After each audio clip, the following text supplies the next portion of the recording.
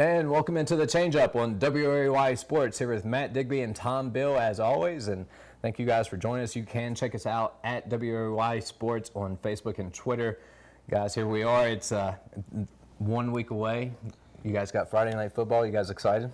So excited, man. It's time to get it going. Can't wait. I mean, just going to all the different practices, they were already anxious just to get preseason started. Now they're anxious to get out on the field and to play some regular season games. So tell them where they can check us out every Friday night, right, on WOAY? Every Friday night right here on WOAY. We'll have the fifth quarter. Just a lot of football highlights. We'll be covering as many teams as we can every week, bringing you the latest in football action. So it's going to be fun. Yeah, presented by Wendy's of Southern West Virginia. And we have a lot of your favorites back. Wendy's Fan Cam Fan of the Week. Northside Chevy Game of the Week. We can actually announce right now our Week 1 game of the week is going to be Westside at Liberty. Those are two rivals from neighboring counties. They always open the season against each other, and especially given how last season's game went, I think it's going to be a great matchup. 33-6 Liberty, right, last year? That's right, yeah. Westside had the only win. touchdown in the first half in what was more of a defensive game.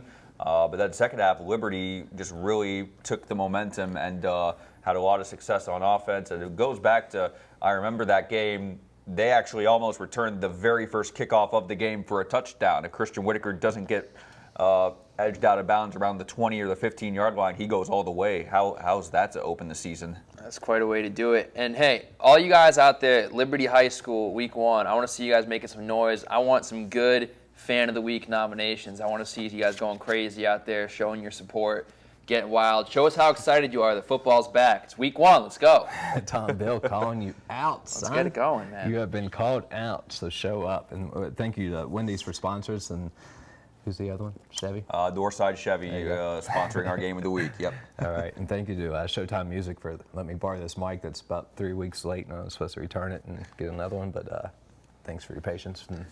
And also for the music, John Canada, Gritty City Records, Richmond, Virginia. Thanks for the beats on this podcast. We appreciate it, man. All right, well, now we got all the sponsor spots out. As you can tell, we're a little tired, man. We've been getting ready for football around here. It takes a lot of work. You guys have been working your butts off getting these preseason things. But here in a little bit, we're going to be joined by Coach David Moneypenny down in Fayetteville.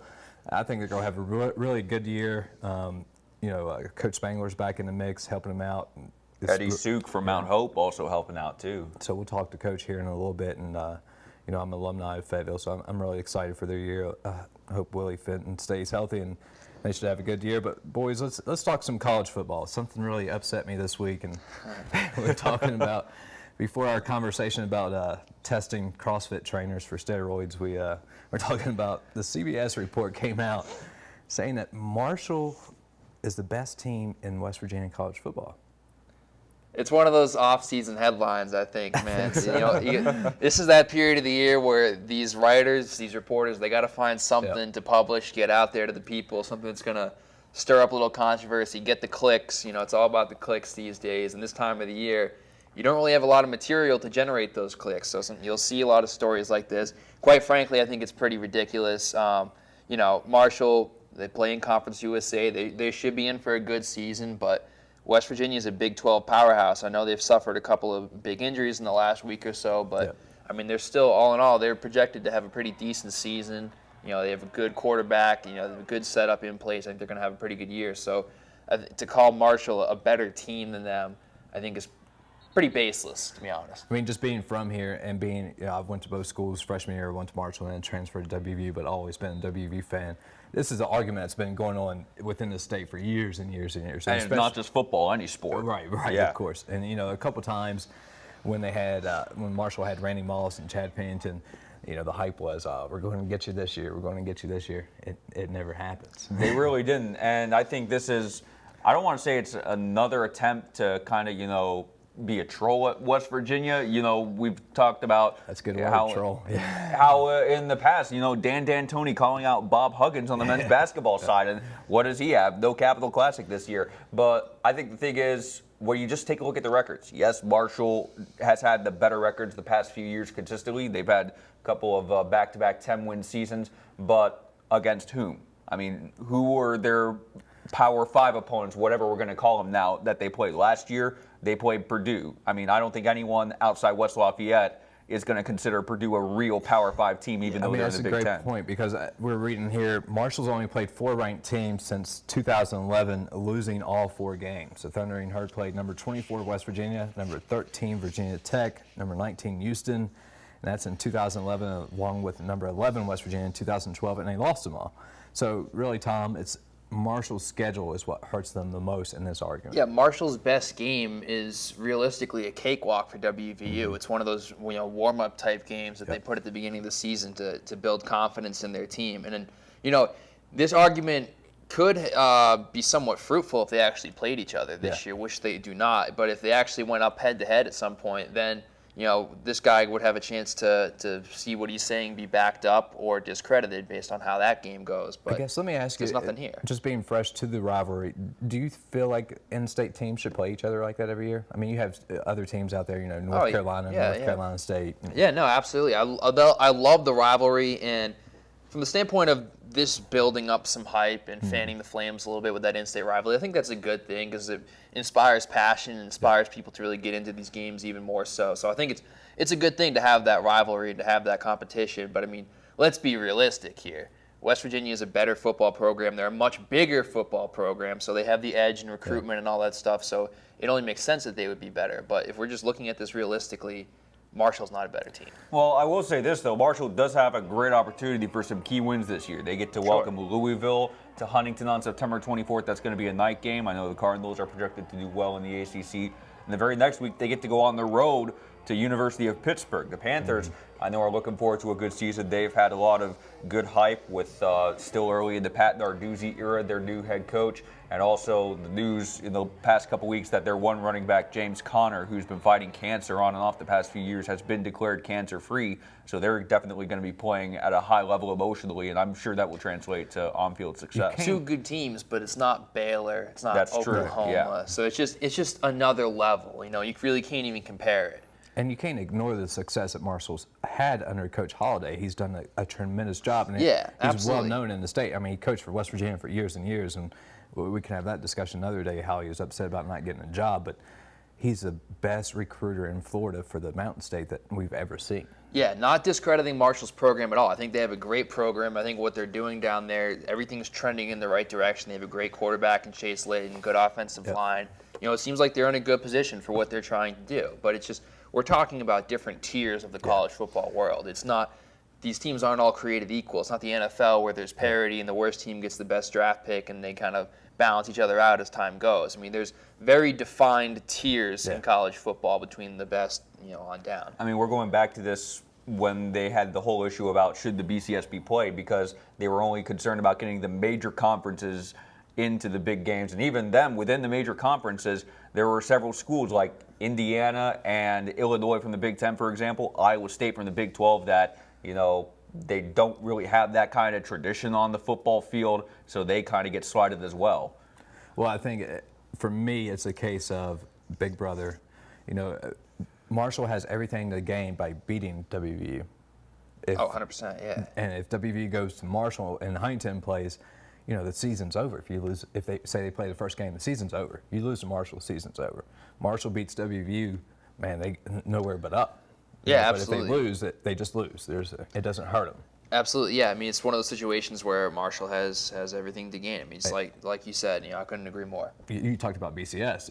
You talked about points in the computer too. Absolutely. You might actually go down in points by playing Marshall. I'm sure that's one reason why Bob Huggins definitely wasn't a fan of playing Marshall in men's basketball, because he said it outright. He did say it outright, because WVU has nothing to gain by playing Marshall. He knows why people want to see the game played in the state, specifically in Charleston, because not everyone is able to get to Morgantown on a regular basis to see games. But I think that's also the same in football, too. The only thing I would say against that is, I mean, it's not like Marshall's going to be, in football or basketball, it's not like they're going to be the worst team that WVU plays all year. Why not just take one of those other, early season kind of throwaway games, if you will, and just make that Marshall instead? And so, maybe you take a slight hit, but it's not going to be as much as when you're playing, I don't know, Alcorn State or one of those, one of those type of teams. Well, personally, I don't think Youngstown State's not necessarily going to be a blowout game, especially with the injuries WVU's had. I think Youngstown State will show up ready to play. I mean, yeah, it probably is a money game, right? But the Penguins are going to show up to play. But generally speaking, you have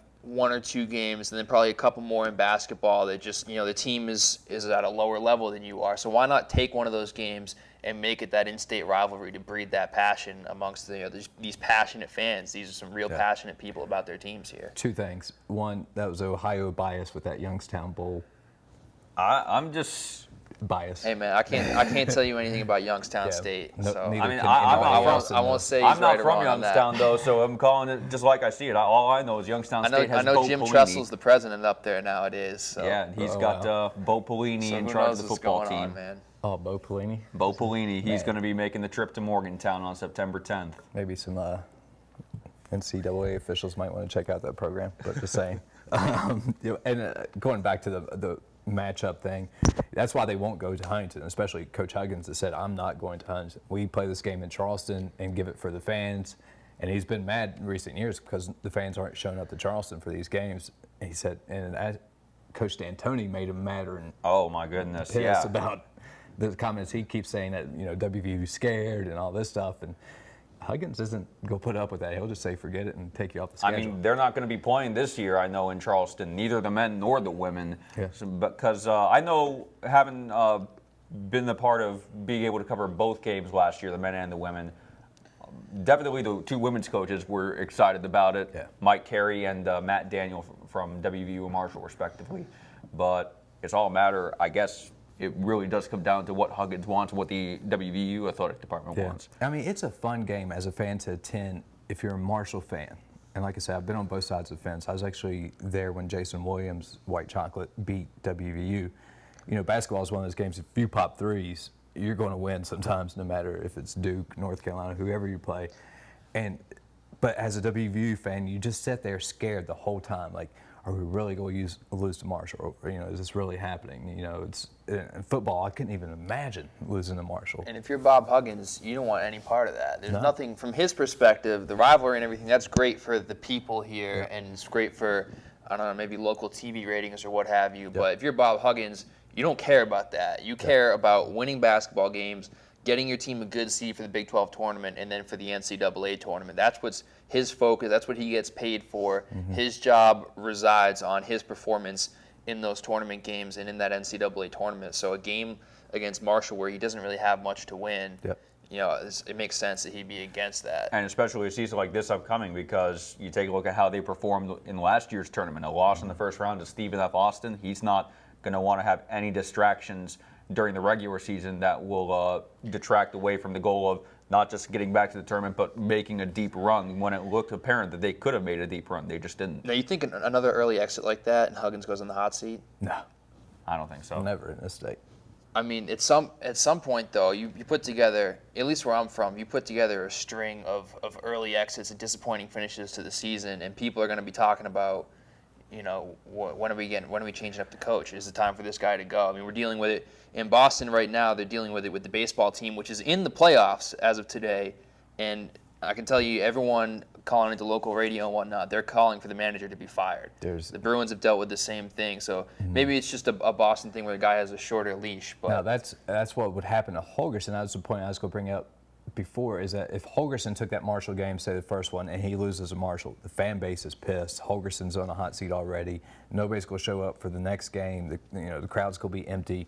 You lose all momentum in that first game if you would lose to Marshall or Youngstown State. So yeah, football, you have to be really careful. But Coach Huggins around here, I'm telling you, man. So how bad does it have to get before he starts coming up on the hot seat? He could have 3 losing seasons and he would not be fired. So 3 losing seasons, recruiting goes down. They stop bringing in the top talent. The program gets a little worse each year. People aren't even thinking about a change. Coach Huggins is West Virginia born, played at WVU, fought at WVU. His dad was from here, coached here. He is family. He is basically royalty here for the most part. Yeah, I mean, there's nothing this man could do wrong. I mean, for years and years, I can remember my Little League coach would call Coach Huggins when he was coaching at Cincinnati on the cell phone, and they would just talk about coming back home. They begged him to come back home for years. And when he actually did that year at Kansas State, a lot of fans were upset that he didn't come back home then. We went through some transition with Gail Catlett, and Coach Catlett stayed for years, and he had a losing record. This WVU basketball has not been this good since, Coach Catlett had a couple tournament years, but we're talking about Jerry West days. Yeah. I mean, let's hope John Beeline had a decent amount of success, but certainly nothing like what we're talking that's about. right. I forgot about Beeline. He did take us a couple, Elite Eights and before he made a beeline to Michigan, pun absolutely intended. Yeah. Well, let's hope it stays that way and WVU keeps growing as a program. The recruiting and the basketball has been great this year. He's got some 4 stars. Coach Huggins always wants the taller, faster players, and he doesn't. If you notice, when these guys started freshmen, take Devin Williams, they start small. His big thing is strength and conditioning. These guys got big. get big fast. Devin Williams got big, man. Yeah. He's He did a get very solid big. player. And you can even go back to Kevin Jones and some of the, even Pittsnoggle. Yeah, I was going to say, I know Pittsnoggle is Yeah. a guy who's very polarizing. Half of the people in the state love him, half of them hate him, but he was a good player. So essentially, we're saying that was just kind of a fluke then against Stephen F. Austin. I mean, everyone expected them to win that game. So I think you would have to imagine they get back to the same position. And I was just speaking more hypothetically of how far off the tracks would things have to go for people to even talk about a change. I'm not saying it's imminent or anything like that. Honestly, it'd have to be 3 losing seasons of not even making a tournament. I mean, it'd have to be real bad, and maybe some suspensions and so forth. NIT would be bad enough because NCAA, based on where the levels this program has been and where they hope to get back to, I mean, I would view NIT as an unsuccessful season as well. Well, that's some nice job security, Huggy. Enjoy that, man. Enjoy that. He's definitely enjoying it. I mean, nobody has more fun, I think, sometimes in WVU than Coach Huggins. Well, let's talk about the whole college landscape here for a little bit. We kind of looked at this ESPN Football Power Index for 2016. What stuck out to me is these ACC teams ranked pretty high with FSU and Clemson. The SEC, of course, has that crowded, but Alabama at 6 on this Power Index. I mean, is that just them predicting them another Ole Miss loss? What did Tennessee do this offseason? Did they just bring in like all of the best recruits? Where did Tennessee hasn't been good in the SEC for years now? Because Jones has them. They're coming in number 5, 1 spot ahead of Alabama. and they're probably going to be a preseason top 10 team when the AP poll comes out in a couple weeks. They're going to be heavily favored to beat Virginia Tech in that matchup at Bristol Motor Speedway on September 10th. So what am I missing here? That's a good where'd they come question. from? I'm missing it. Whatever you're missing, I'm missing it too. I mean, they did have a great win over a then-ranked Northwestern team in the bowl game, but at the same time, And even LSU up at number 2 here. We already saw Leonard Fournette's already banged up this season. He ended last season on. He started out unbelievably, kind of slowed down towards the end of the year, and it seems once again he's already banged up. Yet they got LSU up at number 2. I mean, I think Alabama, Clemson, FSU, probably the top 3. Not sure that particular order, but those are probably the top 3 teams. Some of these extra, and then Oklahoma probably coming in at number 4. After that, though, I don't know about LSU and Tennessee up ahead of Alabama. The Tennessee thing, that's just pure hype. I think that's just SEC media hype, actually, just invading into the ESPN power rankings. But like you said, I mean, I know everybody's excited about Coach Butch Jones down there in Tennessee. He's a great recruiter, pretty good coach, but Yeah, so is Nick Saban. yeah, exactly. Saban is an actor. And Saban has the proven success with all those national championships. Butch Jones has a couple MAC championships with Central Michigan, but I mean, being a MAC guy, I can say This ain't the MAC. This ain't the MAC. This isn't the Mid-American This Conference. is the SEC, all right? This is the I junior love the NFL. MAC, but we still have a ways to go. Just because you beat South Carolina This is the and SEC, Northwestern doesn't mean you get ranked above Alabama. So again, another garbage ranking I consider. I didn't even 26 for West Virginia. I mean, this is 26 all going to change anyway. 26 for West Virginia, 41 for Virginia Tech, 77 for Marshall. Yeah. This is all going to change once they start playing games too. So None of this CBS really has means us. much now. Yeah, CBS ranks Marshall ahead of WVU, but obviously ESPN might be the smarter sports ranking there. Well, this list is based on, I don't know what they ran. Looks like computer projections because we got decimals and the projected win-loss totals. So this is all computer projected systems yeah. here. The CBS thing, that's just clickbait. Oh, They yeah. They just want the David Millers of the world to click on that article And and get a get little frustrated and bring it onto a podcast to debate about. Yeah, like you said, they take in percentages of conference wins out of conference, and strength of schedule, and then they throw them all on the computer, and this is what they come out with.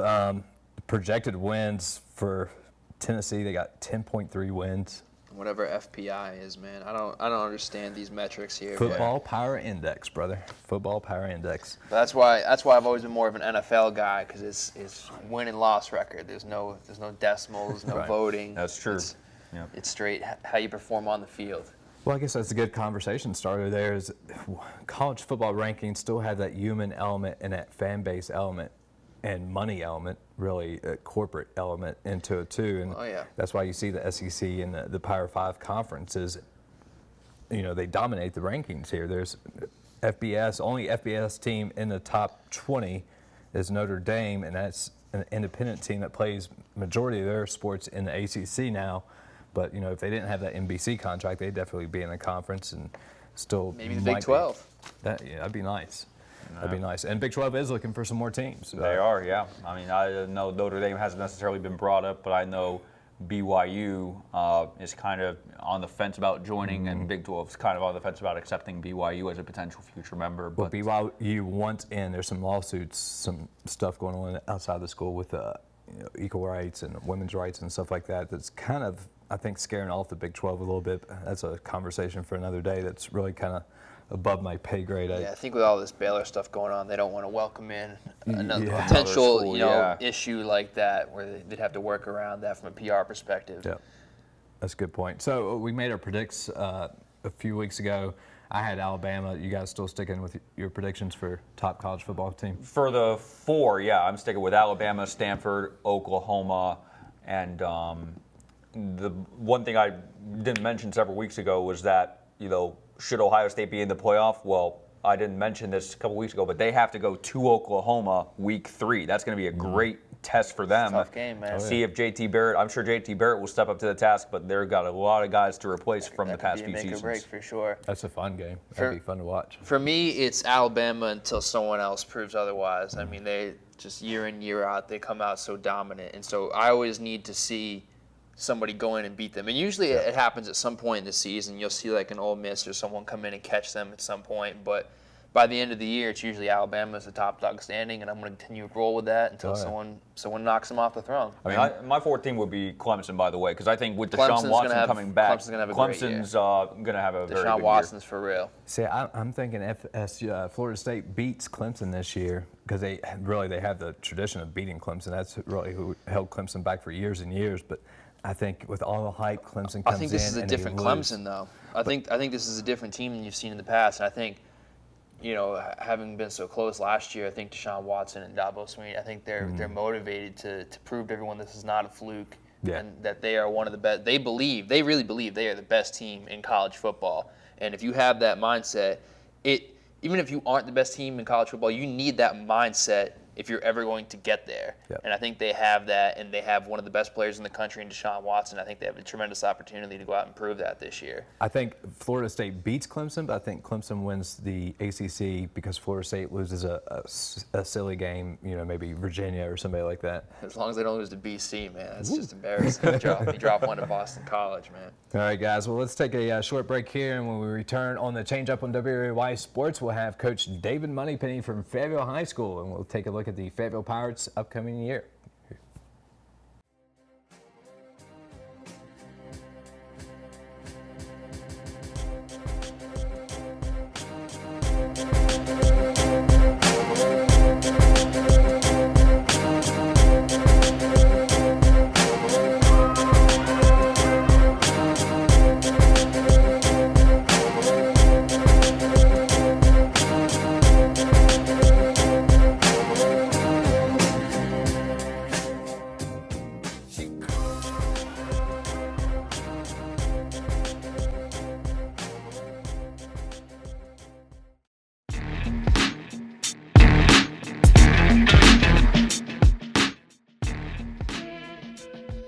And welcome back into the Change Up on WRAY Sports here with Tom Bill and Matt Digby. Thanks for joining us. Make sure you check us out on social media on Twitter and Facebook at WRAY Sports, and download the podcast and share it with your friends. Again, it's the Change Up on WRAY. We're glad to have our next guest here. Very excited for a good friend of mine and a high school coach, Coach David Moneypenny. Coach Moneypenny, thanks for joining us, bud. How's it going? It's going well, Dave. How are you? We're doing good, man. We're a little sleepy around here, but it's football season, so it will keep us up. That's right. Time to wake up. There you go. Coach, you've had some special guests down there, man. Coach Spangler's been down there. I know he's always down there every year. It's hard to get him away, but how does it feel to have Coach Spangler and Coach Suk? Yep. Well, we're excited to have both of them. The kids are really looking forward to this experience with both of them. I am too. We're very, very fortunate, very blessed to have both of them. They come packed with a lot of knowledge, and we're eager to tap into it and start utilizing it. Yeah, and definitely looking forward to the upcoming season. I know we talked a lot about it with the preview that aired a couple days ago on WOAY Newswatch, but a lot of anticipation, especially to kind of correct the mistakes you guys made toward the end of last season, and keep the momentum that you have from the start of last season and maintain that for all 10 weeks. Well, that's right. That's the idea. That's the plan. Start fast. We started fast last year, and we got hit with some things that that we didn't want to happen, injuries and those types of things. It happens to everyone in the state. Single A teams with not a lot of numbers. You got to practice smart and you got to play smart. And sometimes, no matter how smart you play in practice, you're gonna get banged up a little bit. So if we can stay healthy again this year, I think we'll have a lot of fun. Coach, was it just the injuries, or did you notice a change in your team? Like once those injuries started happening, did guys start getting down on themselves? Is that maybe another contributing factor to the second half of the season? Well, it probably had something to do with that. I mean, you're dealing with 15, 16, 17, and sometimes 18-year-old boys. When you start losing games for one reason or another, back to back, I think common sense would probably tell us that those young kids are going to start getting down. No one likes to lose. No one likes to work hard and come up short, if you will. But to be quite honest with you, you never really saw that in their play. They practiced extremely hard. They played extremely hard. We had to move people around a little faster, steal them from one position, insert them into another, and that's difficult to do. And especially at the quarterback position, when you have something like that happens, it's a lot easier to train a running back or a defensive back or a linebacker possibly from one position to the next. But when you have that quarterback position goes down, it's a little trickier, and it's something that we are learning from, and we're getting other kids ready, not just there, but in other positions as well. So, we anticipate injuries. We hope those don't happen, but we're planning for those. Yeah, plan for the worst, hope for the best. So, going to this year's team, what's the culture and the attitude like with these guys? How important has it been for you to make sure that they don't bring in some of the negative feelings from the end of last year? Well, it's like I said. I mean, we're just picking up where we left off. We had a good off-season conditioning weightlifting program. A lot of our kids are multi-sport athletes, so they had a lot of success on the mats in wrestling. They had a lot of success on the courts in basketball. Coach Poland, one of our assistants, head baseball coach, they beat some pretty tough teams there. Some top teams in single A. So the same kids we had in football have experienced a lot of success in other sports. So, maybe the negative feelings that some people may think they've been experiencing, bringing into football, that may not be the case, because these kids, they work hard year round in a lot of different sports, and we see nothing but work habits that are positive, and that's, of course, is carried over from all the other sports. So, they've got a good attitude. We've got several seniors this year coming up, not just one, not just two. We got a few in there that are actually taking over leadership positions, and we're really excited about this year. Coach, we keep referencing the Will Fenton injury where he displaced his hip last year. I know it took a big blow on you, but Willie looks good so far in preseason. I've talked to him a couple times. He's, like you said, he's been, he had a good year on the basketball court and so forth. Is Willie looking to be QB1 this year? Well, yeah, he's the guy to beat out. He's the guy to beat out, and we're not blessed with a lot of numbers. So we're certainly looking at him and looking at some other kids to do some other things that they may not normally be doing, offensively, that is. We've got several kids that we need to get to football too. And that's his job, or whoever else's job steps up in his place. He's a little versatile. We can move him off on the edge. He'll even probably tell you he's a two-pattern receiver. He's got the height, he's got great hands, and he's very instinctive. So we can move him around. We can move him around a little bit, and insert someone else, and with different personnel packages, if you will. So. He's progressing steadily. He's forgotten about the injury, which is important, and he's ready to get this senior year underway here on football. Not to give away your game plan here, Coach, but it sounds like Willie's going to be maybe a little receiver role for you. Well, yeah. I mean, he can, and he likes that. I mean, he's more than capable of catching the football, and we've got several of them out there that can do that, which. And they've been around. They've been around one another, not just in football. I spoke about that there last week with some folks there, and they're versatile. They can move around. There's a few of them that can throw. There's several of them that can catch. They can all run with the ball, and they're just a good group of kids to work with. And we have a good underclassmen group that is supporting them, and who can play in some. Potentially important roles as well. So, we've got some kids we can kind of move here and move there and have some fun with and spread that ball around. And definitely a lot of excitement going into the season. And with a lot of veterans, that's going to be key, because taking a look at your schedule on paper, it's already very challenging. You open with 3 games on the road, but then you take a look at those 3 opponents. Clay County, one of the teams affected by the flooding.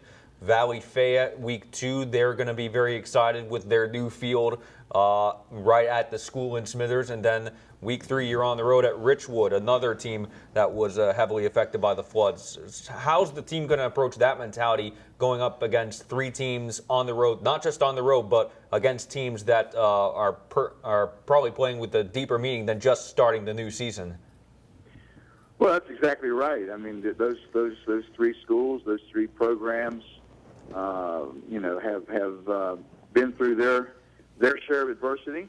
There's no question about it. There's also no question that their goal is to overcome that, and I have no doubt that that's going to happen.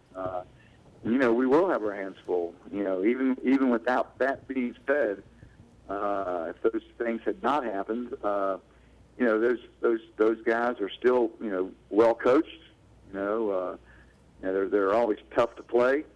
All 3 coaches are fine men. They're good leaders. They get their teams prepared. It is going to be tough. So we're approaching it one game at a time. That phrase, if you will, that coaches use, and we really mean that. We're going to be zeroing in on Clay County. Do everything we can to prepare our kids for that and secure a win, and then we'll get looking at the film and get ready for the next group. But three tough teams on the road. We have our hands full with that, but we'll take it in stride and we'll do what we do best, and that's just prepare the kids, and they'll come out and play hard, I can assure you. Coach, you mentioned some of the underclassmen potentially stepping up and fulfilling roles that you guys need.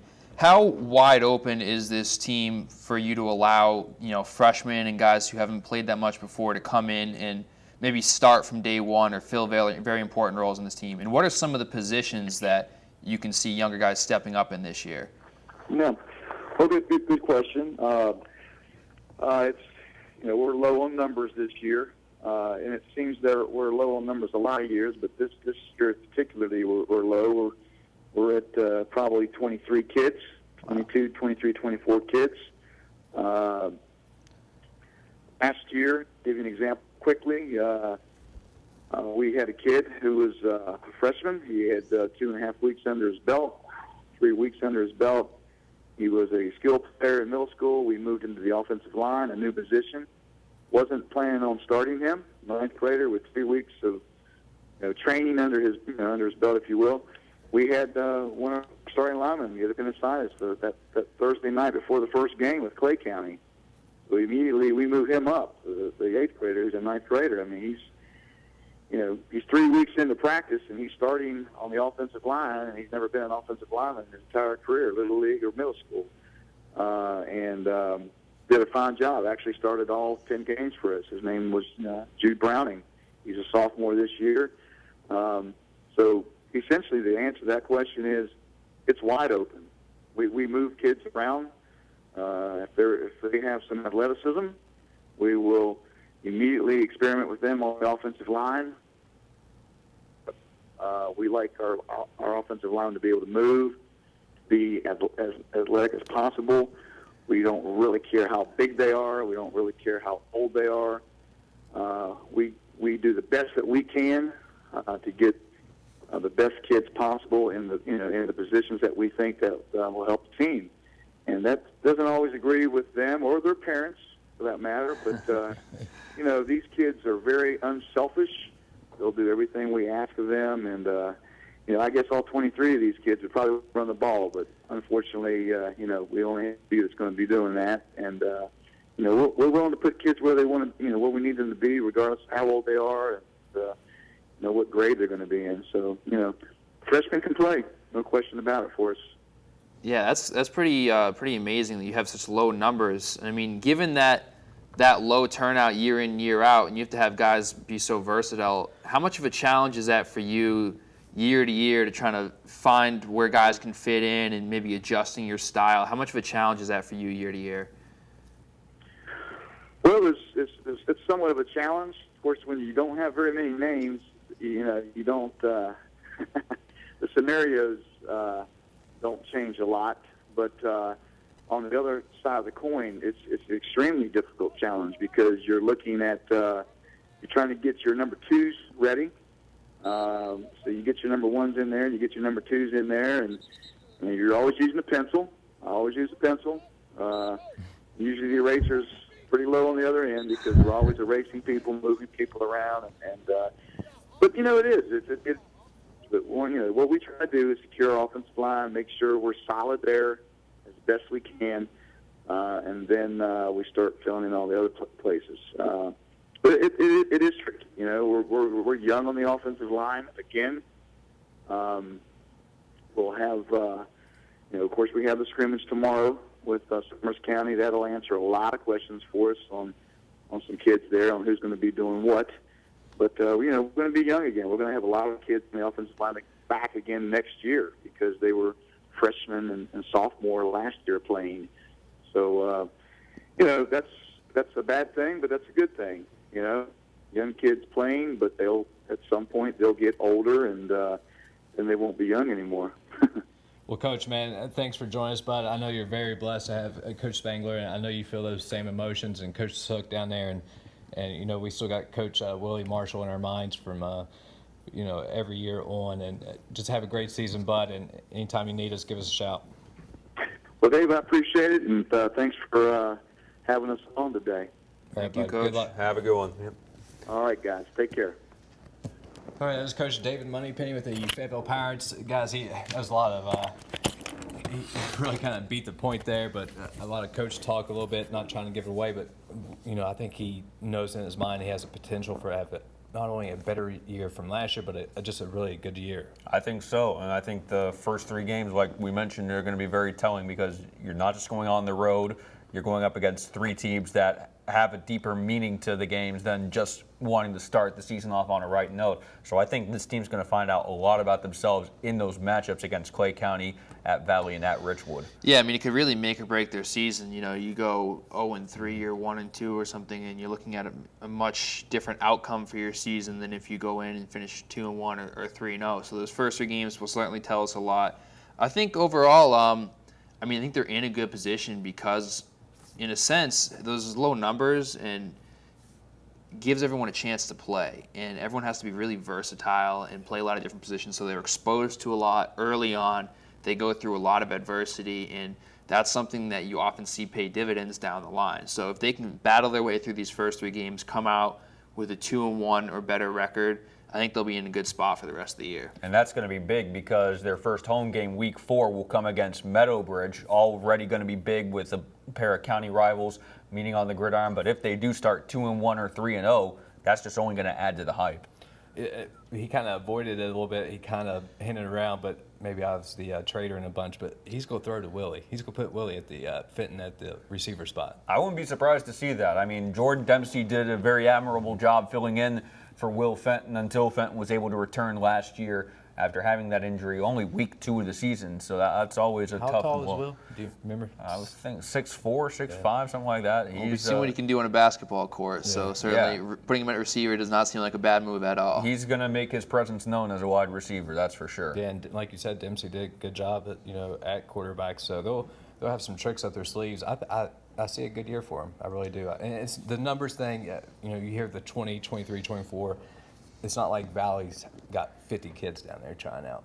You know what I mean? And it's not like Meadowbridge does either. I was down at their camp. I mean, they got a brand new coach. I mean, I know Coach Reichert's been with the program for a number of years now, but a new coach, so maybe a little bit of uncertainty there. It's maybe opens up single A a little bit more, and their roster's not very big either. I mean, Fayetteville has 23, 24 kids. I don't think Meadowbridge is more than maybe 30. I mean, yeah. So Trail last year, I know Trail had like about 40 kids, and Frank Isaacs was shocked that there was that big of a turnout for a Class Single A team. So I mean, you find that across the board. I see in Class Single A throughout the state. Yeah, I think it's going to be pretty wide open this year, and really anyone who steps up, especially early in the season, and kind of claims, that top rung and shows out there for real, they have a really good chance to make a run at the playoffs. All right, guys, let's change gears here. We got a few minutes left in our podcast here. Let's talk a little bit of MLB standings. I know you're excited about the Red Sox about to sweep the Orioles. Well, we'll see. We got one more game tonight. We'll see how it ends up. 8-1 last night in a rain-shortened game, so that's good for them. But a number of teams making some runs here late in the season, including the Pittsburgh Pirates, who looked like they were out of it a couple weeks ago. I mean, I think the wild card is really where the story is in baseball this year. Is some of these divisions are almost locked up. I think the American League is a little bit closer division-wise, but yeah, the Pirates.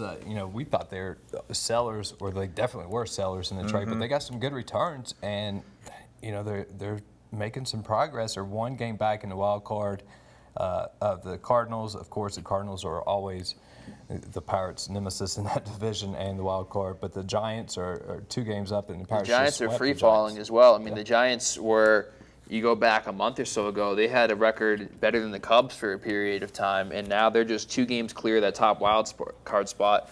4-game losing streak. They've lost 7 out of their last 10, so they're a team in free fall right now. Their pitching has dropped off considerably. Johnny Cueto hasn't been as good recently.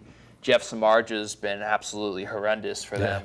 So I think that might be the Samardzija should have been a football player. Yes, Notre Dame wide receiver, but that could be the Pirates' best chance to jump in there. And we might see 3 teams from the NL Central here, with the Cubs winning the division, and then you might see the Cardinals and Pirates squaring off in that 1-game playoff. Again. If Pittsburgh can keep this up here, they got to keep this run going and hope that the Giants don't turn it around. Keep in mind, it is an even year, so by law, the Giants are going to win the World Series. By law. You know how that works. And like you said, the Red Sox are a game up in the wild card standings. Where are they in the division? They're One only one game game back. behind the Blue Jays, and I'm sure Toronto definitely, with all the success they had last season, they're going to want to continue that. But the other thing I want to mention with the AL is Cleveland. All the success they've had, certainly buoyed by the Cavaliers' success on the court in the NBA. Well, maybe. Well, We don't know that for sure. You never know. It could be. If the stars kind of align, we get a Cubs-Indians World Series maybe. I think that'd be great for any neutral baseball fan. For me, especially, because this is the point of year for me where I kind of just not pay as much attention to the regular season. I just wait for the playoffs, because once the playoffs get started, that's when I'll get back into Well, baseball. as a fan of an American League team, Cleveland is certainly the team that scares me the most. I know the Rangers have the best record right now, and they, adding Jonathan Lucroy was a big move for them, and they've been hitting the cover off the ball. But the Cleveland is a team that scares me the most as a Red Sox fan, because the Red Sox have their whole season relied on their offense. They scored the most runs in baseball. They've been outstanding. Their pitching is what's been the big question mark. Cleveland's pitching has the ability to completely neutralize the Red Sox. Corey Kluber's reemerged this year as one of the top pitchers in the game. Carlos Carrasco, Danny Salazar, and of course the great manager Terry Francona at the helm. They're in a really good spot. So that's a team that I would least like to see. I think that's probably the strongest team in the American League right now. And a lot of people are calling for that Cubs-Indians World Series. That's the matchup a lot of people want to see this year. He was trying to give LeBron credit for the Indian success, is what he was trying to do there. Yeah, I mean, did not say that. I did not say that. There may be an intangible effect that's have. The air of Cleveland just smells of winning right now. It could. I mean, but I mean, that's smells of poo. It still smells of poo. well, at least for that guy. are you sure not smoke? Are you sure the Cuyahoga River hasn't caught fire again? No, you cannot tell me that. Listen, man, Cleveland got their one championship. Everyone relax, Cleveland. You got your championship. They did. Don't get greedy now. 2 in 1 year. Let's take it easy. Well, Take it granted, easy. I mean, we are talking about the Indians. It's not like we're talking about the Browns winning the Super Bowl. I mean, let's be realistic. Well, yeah, man. Yeah, the Browns with RG3 at the helm, I don't think that's don't get your hopes up this year, Cleveland. I know these Browns fans get their hopes up every single year. But let's and temper the expectations. Root for your Indians right now. See if they can pull it out. But let's take it easy on the Browns. And how many Browns fans are bringing up the fact, well, Leicester City won the Premier League at 5,000 to 1 Yeah, odds. go out and make that bet. Let me know how that turns out for you. Wow. I'm telling you, man. We're just. They get one championship and the people go crazy Yeah, down there. They think it's the beginning of a dynasty. Yeah, I mean, again, as a neutral, I'd love to see a Cubs Indians World Series just because it's been so long for both of those franchises. Beginning of a dynasty for who? Well, if Cleveland Not the were city. to win, then all those fans will start talking about the dynasty. That was my argument I was making. Oh, for the city? Yeah, No. I don't think so either. Well, that's what they'll start saying. I mean, the Cavs could certainly go back to the finals next year. I know my Celtics are going to hopefully have something to say about that. But, I mean, the Cavs could certainly make it a little run for themselves. It'll be another thing if they can get past Golden State. But they're certainly in good position for the next few years. Cleveland's in a great spot this year. The Browns, No. they still got some work to do, man. No. They got to figure some things out. They've been trying to figure things out. And, I mean, I'd like to see them figured out eventually. Maybe sometime after Tom Brady and Bill Belichick have retired, but they're still ways off. Yeah. A good ways off. All right, Oh, absolutely. let's switch it up here. Let's go ahead and bring it home, guys, and finish up. One last question I do have for you. Do you believe Ryan Lochte? Yes or no? Man, all right, so here's what we know about Ryan Lochte right now. He comes out, says he got robbed at gunpoint, along with 3 or 4 other American swimmers swimmers, on the U.S. swimming team. So he claims he got robbed at gunpoint at a gas station on his way home from the club. Now, they can't find a cab driver to corroborate this story. We haven't heard anything from these other swimmers yet. Ryan Lochte got on a plane and went home. He's back in He's Florida. already back here in the U.S. Judge wanted them to stay in Brazil so they could investigate this case. They have no tangible evidence on this so far. What just did come out, apparently there's a video of the swimmers fighting at a gas station where this alleged gunpoint robbery is supposed to have taken place. So there's a whole lot we still don't know. Were they fighting with another guy? Were they fighting amongst themselves? Was there any gun involved whatsoever? Or is Ryan Lochte just jealous that Michael Phelps is stealing the spotlight? Well, and that video I haven't seen yet, but what I have seen is surveillance video of them re-entering the Olympic Village that night. They have a very laid-back attitude. Definitely not the kind of attitude you would expect to see someone who has just been allegedly held at gunpoint and robbed. Yeah, and if you're Ryan Lochte saying someone put a gun in your face and you said, whatever, man, no, that's it. No, that is not how it went down. If somebody puts a gun in your face, you will do whatever they ask. You'll give them your money. You will give them whatever. You'll give them the clothes off your back. I don't want to hear whatever, man. Like, take my wallet, whatever. Like, you're just trying to sound cool, man. And that's why no one believes this story. Didn't he have a reality show?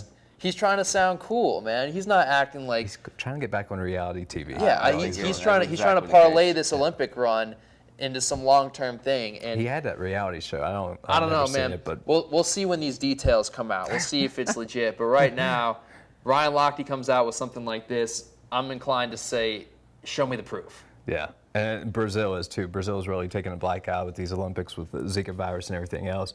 And I read and also heard that at the most, if they, Lochte and these guys get proved that they were lying, it's like a 1 to 3 month sentence. If that would be the most extreme. Well, why do you think he got out of Brazil?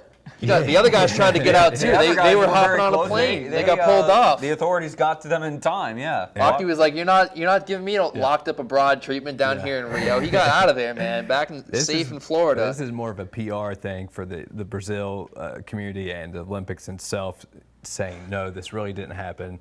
You're a major U.S. athlete trying to get national headlines by saying you're robbed. You're lying, is what they're basically trying to prove. And if they are lying, Brazil's not going to take kindly to this. Their country suffered a huge black eye, and to add to the fire like that with an untrue story, they're not going to take kindly to that. Those guys are going to sit in a cell, man. At least if they have anything to say about it. I don't know if the U.S. is going to stand for that, but they will not be happy if this is a made-up story. And I don't know. Right now, it seems like something's fishy here. On the spot right now, do you think Lochte spends any time in Brazilian prison? No chance. No, he's back in the United States. They're not going to extradite him back to Brazil. Once he's here, he's home free. That's why he got out of Dodge. And they talked to his lawyer last night on Van Pelt had him on SportsCenter, and another ESPN senior writer was talking about it. And he said 1 to 3 months is the most extreme sentence that they would get, and that's like going through all the court system at the end of the day. And he says it's just not likely. It's a PR campaign at this point to see who's lying and who's telling the truth.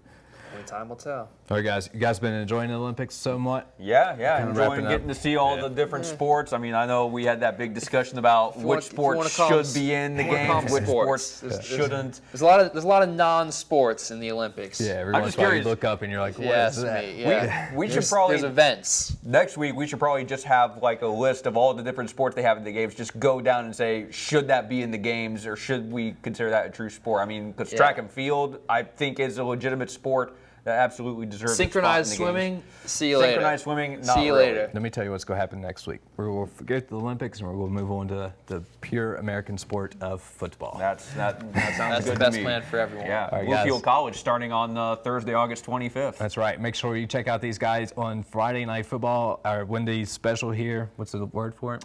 The fifth quarter presented by Wendy's of Southern West Virginia with the return of Wendy's Fan Cam Fan of the Week. Tom, you say you're going to go to Liberty and do that next week? Oh, yeah. West Side Liberty should be a good game. The North Side Chevy Game of the Week. Looking forward to it. Tune in for that Friday night at 11. It should be a great time. All right, guys. Thanks for joining us here on The Change Up on WOY Sports.